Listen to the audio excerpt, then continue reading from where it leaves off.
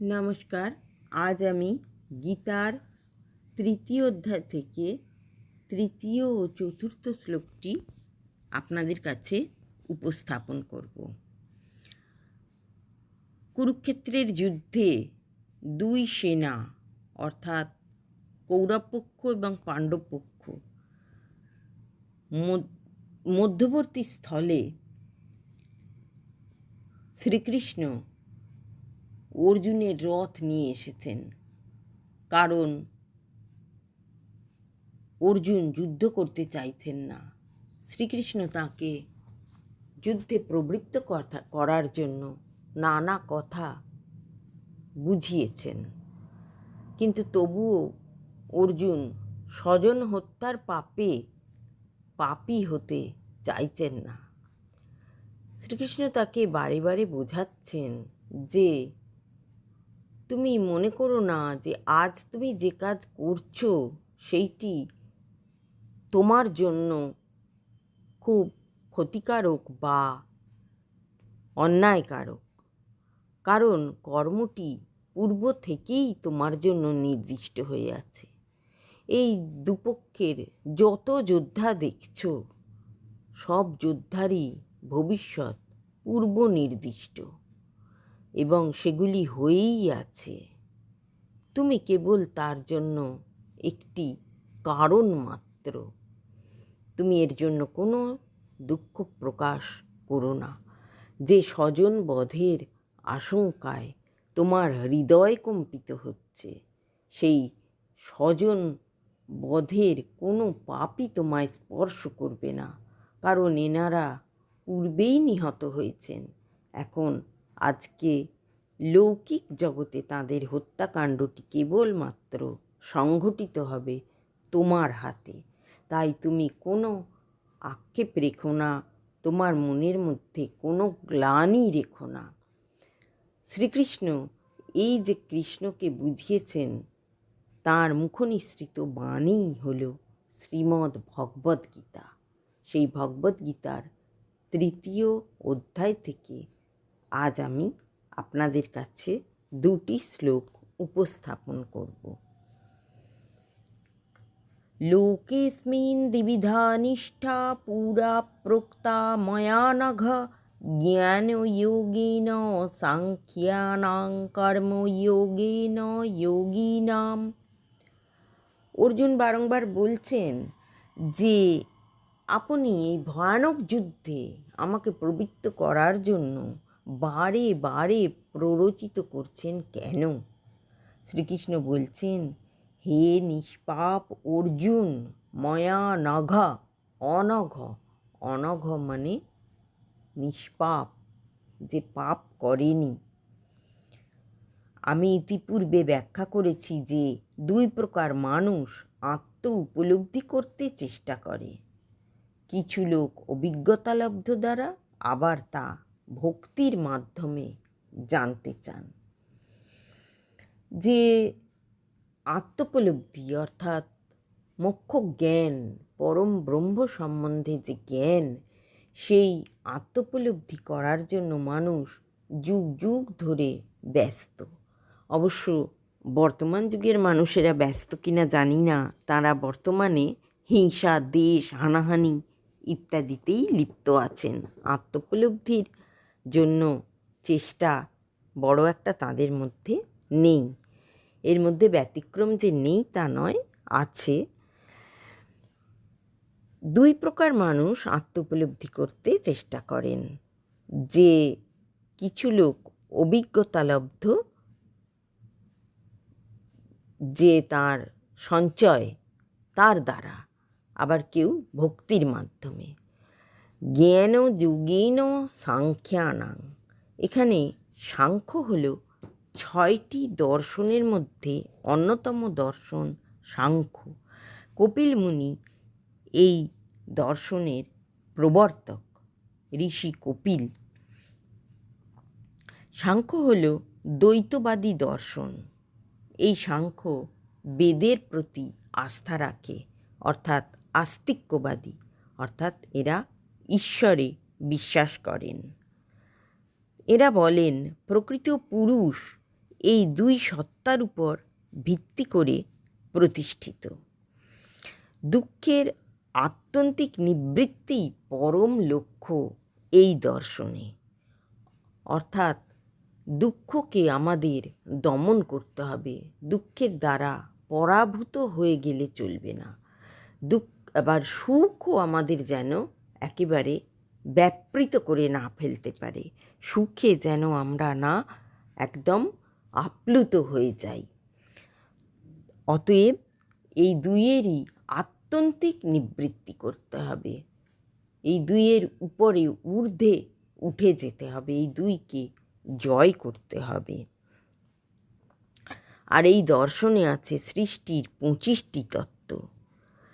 এই দর্শনে পুরুষ অর্থাৎ চৈতন্যময় সত্তা, যে সত্তা চৈতন্যময়, যেটি প্রত্যেক প্রাণীর দেহেই থাকে, চৈতন্য ছাড়া প্রাণী হয় না।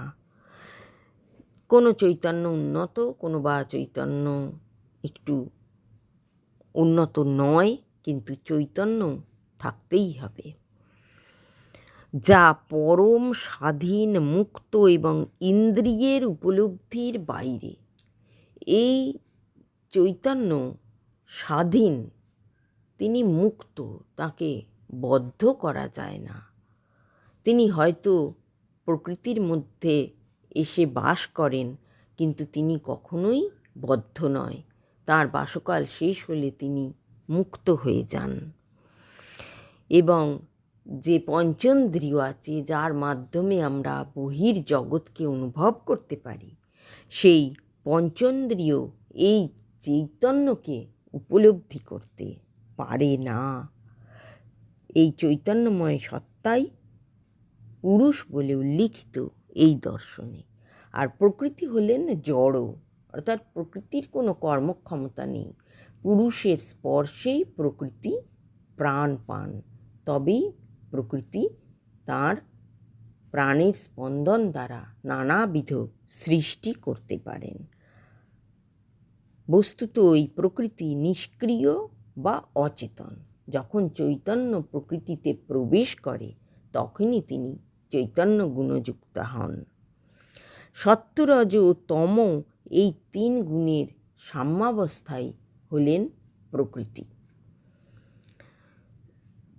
জীব হচ্ছে সেই অবস্থা যেখানে পুরুষ প্রকৃতিতে আবদ্ধ হন।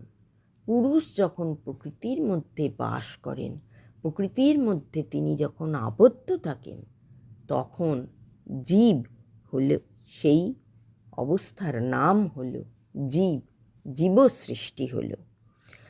আর এই বন্ধনের অবসান, যখন এই জীবদেহের বন্ধনের অবসান হয়, চৈতন্য আবার মুক্ত হয়ে যান, তিনি আর প্রকৃতির মধ্যে আবদ্ধ থাকেন না, জীবদেহে আর আবদ্ধ থাকেন না। এই চৈতন্য চলে গেলেই আমরা কিন্তু একেবারেই জড়বস্তু হয়ে যাই।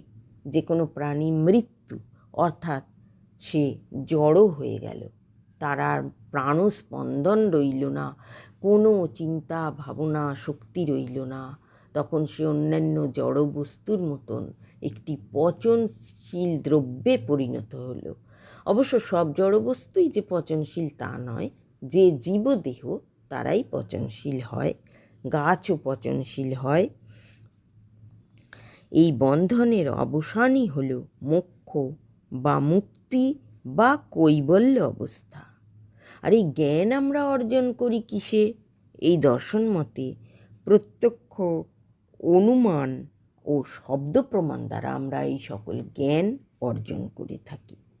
প্রত্যক্ষ অর্থাৎ চোখের সামনে দেখে, যা জিনিস চোখের সামনে দেখছি তার মধ্যে কোনো দ্বিধাদ্বন্দ্ব থাকে না। অনুমান, কোনো জিনিস আমরা অনুমান করে নিই, হয়তো কোনো একটি শব্দ হলো দূরে, আমরা অনুমান করলাম এটি হয়তো একটি যন্ত্রের শব্দ। এই অনুমান দ্বারাও আমরা জিনিসের প্রত্যক্ষ করে থাকি। আর শব্দ প্রমাণ অর্থাৎ শব্দই ব্রহ্ম, যে শব্দের দ্বারা যার পরিচয়, সেই শব্দ দ্বারা আমরা কোনো বস্তুকে প্রত্যক্ষ করতে পারি, এর দ্বারাই আমরা সকল জ্ঞান অর্জন করতে পারি। আর কর্মযোগেন যোগিনাম, যোগীরা কর্মযোগের মাধ্যমে, যোগ, ধ্যান, আধ্যাত্মিক সাধনা বা অনুশীলনের মাধ্যমে যারা আত্মোপলব্ধির চেষ্টা করেন তারা যোগী। আধ্যাত্মিক জ্ঞান ও যোগের মাধ্যমে শরীর ও মনের তারা মিলন ঘটান। এদের মধ্যে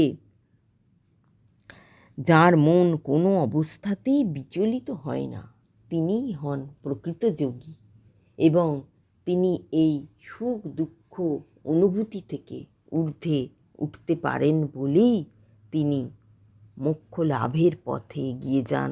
তাঁর আত্মোপলব্ধি সহজতর হয়। এই আত্মোপলব্ধি যতদিন না হয় ততদিন মানুষের মুক্তি হয় না। আর জীব নানা স্তরে জন্মের মাধ্যমে ধীরে ধীরে এই আত্মোপলব্ধির দিকে এগিয়ে যায়। এই রকমই আমাদের জন্মান্তরবাদে বলা আছে। অতএব আত্মোপলব্ধি যে সহজকর্ম নয়, তার জন্য বহু সাধনার প্রয়োজন, সেটা অবশ্যই মনে রাখতে হবে। এবং এই আত্মোপলব্ধির জন্য যে বাসনা, সেই বাসনাটি অবশ্যই অন্তরে থাকতে হবে। এবার আমি তৃতীয় অধ্যায়ের 4র্থ শ্লোকটি বলছি। ন কর্মণা মনারম্ভান নৈষ্কর্মং পুরুষোষ্ণুতে ন চ সন্ন্যাসনাদেব সিদ্ধং সমাধি গচ্ছতি। কেবল কর্মের অনুষ্ঠান না করার মাধ্যমে কর্মফল থেকে মুক্ত হওয়া যায় না, আবার কর্মত্যাগের মাধ্যমেও সিদ্ধি লাভ করা যায় না। ভগবান কৃষ্ণ অর্জুনকে বলছেন, তোমার কর্ম পূর্ব নির্দিষ্ট আছে, অতএব এই কর্ম তোমাকে করতেই হবে, এবং আমারই প্রভাবে তোমার কোনো পাপও সঞ্চয় হবে না। তবুও অর্জুন কিছুতেই রাজি হচ্ছেন না। তিনি বলছেন, আমি এই ধনুক ত্যাগ করলাম, আমি এই কাজ করতে পারবো না। তখন কৃষ্ণ বললেন, তুমি যে কেবল কাজটি করবে না, এর মাধ্যমেই তুমি তোমার কর্মফল থেকে মুক্ত হয়ে যাবে।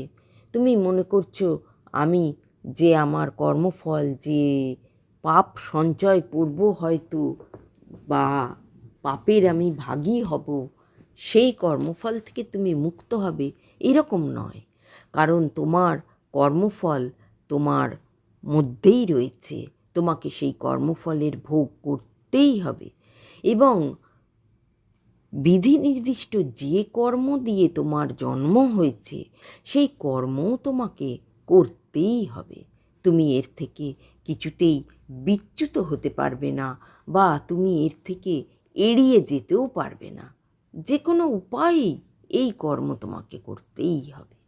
আমরাও আমাদের যে কোনো কর্ম থেকেই কখনোই পরিত্রাণ পেতে পারবো না। হয়তো মনে করব যে আমি এই কাজটি করব না, কিন্তু যেহেতু এটি নির্দিষ্ট আছে, যে কোনো উপায়ই আমাকে করতেই হবে। বা যে কাজটি আমি করলাম, হয়তো পরে মনে করছি যে কেন করলাম, কিন্তু কেন করলাম একথা ভাবার কোনো অবকাশ নেই, কারণ ওই কাজটি আমার জন্য নির্দিষ্ট ছিল। তাই পাপ বা পুণ্য যে কোনো কর্মই ঈশ্বর জীবকে দিয়ে করিয়ে নেন তার কর্মফল অনুযায়ী। কর্মফলের ভোগ তাকে করতেই হবে।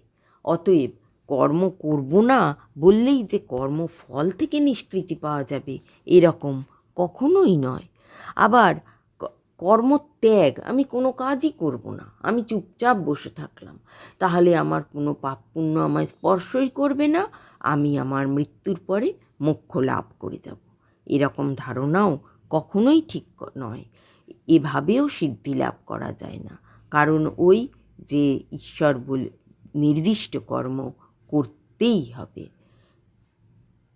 এই হলো শ্রী ভগবানের কৃষ্ণের প্রতি বাণী। এই 2টি শ্লোকের আমি ব্যাখ্যা করলাম আপনাদের কাছে। কতটা আমি বোঝাতে পারলাম আমি জানি না। ভিডিওটি সম্পূর্ণ দেখার জন্য ধন্যবাদ। সকলকে ভালো থাকার শুভকামনা। নমস্কার।